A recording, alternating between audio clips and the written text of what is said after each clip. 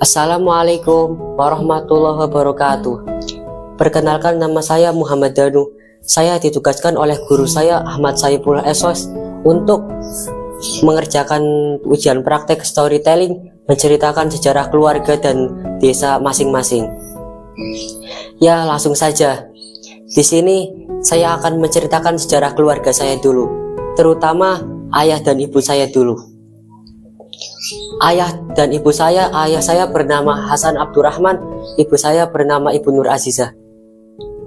Ayah saya sejak kecil adalah seseorang anak yang tangguh, yang mandiri, tidak memerlukan bantuan orang lain. Memerlukan bantuan orang lain tapi sederhana saja.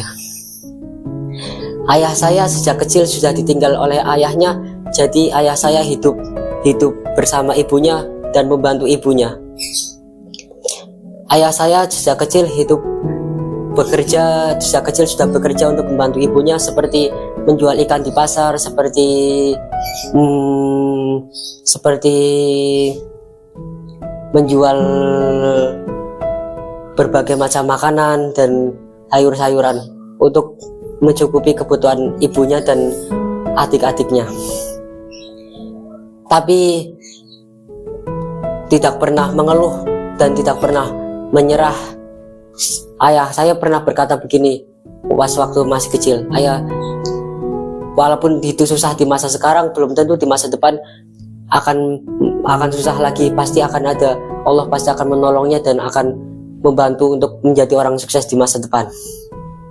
Setelah itu ayah saya terus berusaha dan membantu ibunya, hingga pada akhirnya ayah saya lulus sekolah Madrasah Ibtidaiyah MI.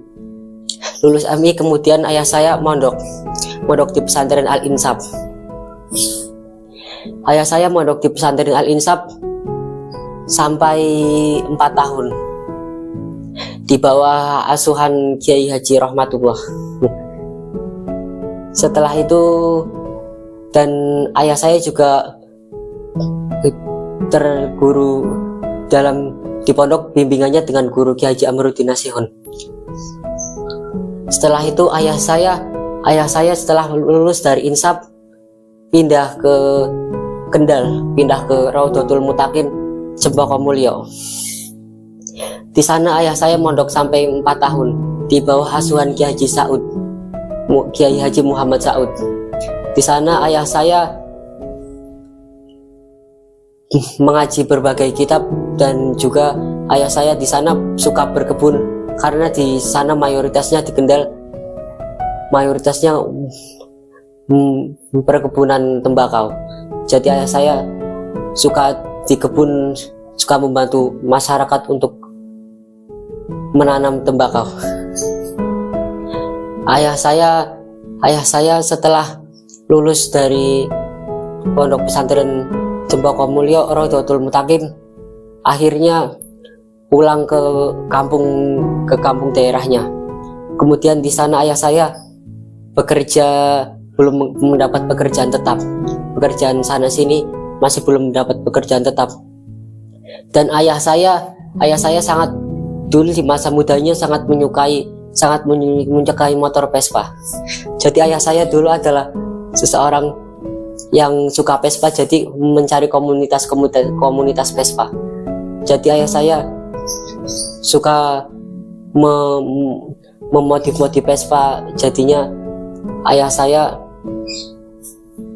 punya di masa mudanya suka dengan motor Vespa. Jadi ada koleksinya. Sampai sekarang masih ada koleksinya motor Vespa. Akhirnya mendapat pekerjaan tetap, akhirnya dengan pertolongan Allah, akhirnya ayah saya merantau ke Jakarta. Di sana ayah saya kerja di Jakarta, kerja di pabrik roti, tapi tidak lama. Akhirnya pindah lagi, pekerjaan lagi, berbagai macam pekerjaan dilaluinya, akhirnya mendapat pekerjaan tetap di daerah Bekasi.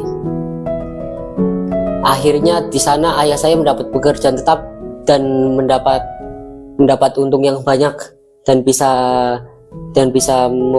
membeli apa yang diinginkan. Dan akhirnya pun ayah saya setelah mendapat dirasa cukup nafkahnya, akhirnya menikahlah ayah saya. Lanjut dengan ibu saya yang bernama Nur Azizah. Sejak kecil ibu saya Nur Azizah, keluarga dari tidaklah mudah. Ibu saya membantu orang tuanya, dan ibu saya ingin sekali sekolah pas masa kecilnya, tapi orang tua tidak kuat membiayainya, jadinya sekolah tapi dengan biaya seadanya dan cuma sampai MI, sampai lulus madrasah ibtidaiyah. Tapi akhirnya ibu saya adalah orang yang sangat baik kepada samanya dan semua tetangganya, jadinya ibu saya ditolong oleh Allah. Akhirnya ibu saya mendapat, setelah berapa tahun, akhirnya ibu saya mondok di Paisan, mondok di Al-Insaf. Sampai di Al-Insaf 3 tahun, akhirnya pindah ke Tegal, pondok Tegal. Di Tegal mondok sampai 2 tahun, akhirnya setelah mondok itu 1 tahun 2 tahun kemudian akhirnya menikah dengan ayah saya. Akhirnya setelah pernikahan itu melahirkan 3 anak. Dan anak yang pertama adalah saya, Muhammad Danu, sedangkan anak yang kedua adalah Ismi Askia Ruhama, anak ketiga adalah Muhammad Fadillah Firdaus.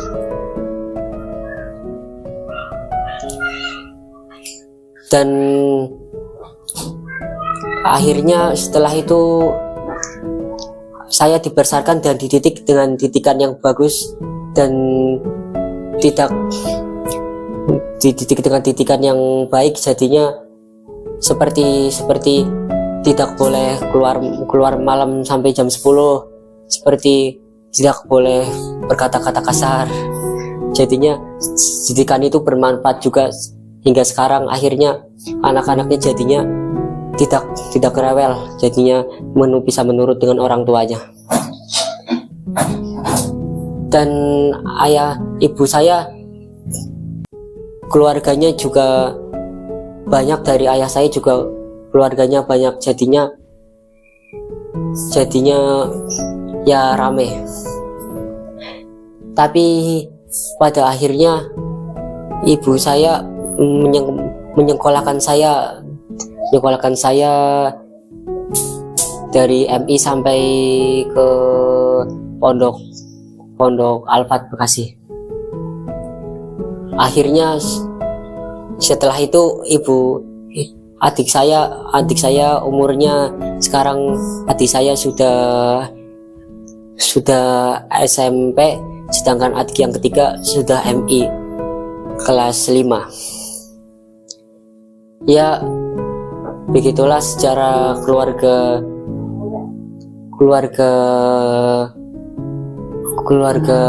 saya, ibu dan ayah saya dan juga saya. Selanjutnya saya akan menceritakan sejarah kampungku, Desa Tanah Baya. Jadi di Desa Tanah Baya, masyarakatnya masih kental dengan berbagai macam pengajian, masih kental adat ripayah. Jadinya anak-anak di sana masih rutin mengaji setiap ba'da maghrib dan juga ba'da asar, mengaji di TPQ. Dan di sana ulama yang terkenal adalah Kiai Haji Zainal Abidin yang punya pondok Rodotul Riayah. Dan juga di sana ada berbagai macam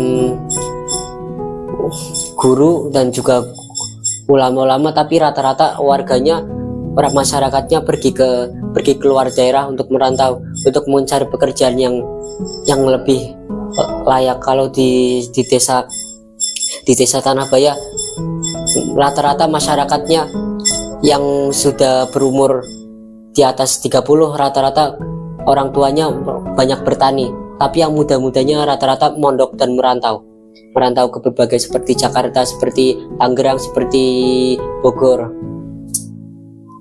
Setelah itu di Desa Tanah Baya masyarakatnya masih saling bersilaturahmi, jadinya masih seperti keluarga di kampungnya. Dan di sana biasa saya mengaji di pondok Rotortul Ayah. Setelah itu di sana juga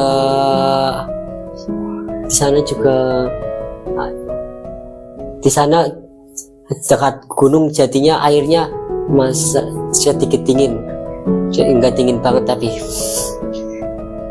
Terusan di sana juga masyarakatnya ramah-ramah, dan rata-ratanya juga masyarakatnya ketika orang tuanya ketika sudah punya anak lulus dari MI pasti disuruh mondok ke berbagai pondok, seperti pondok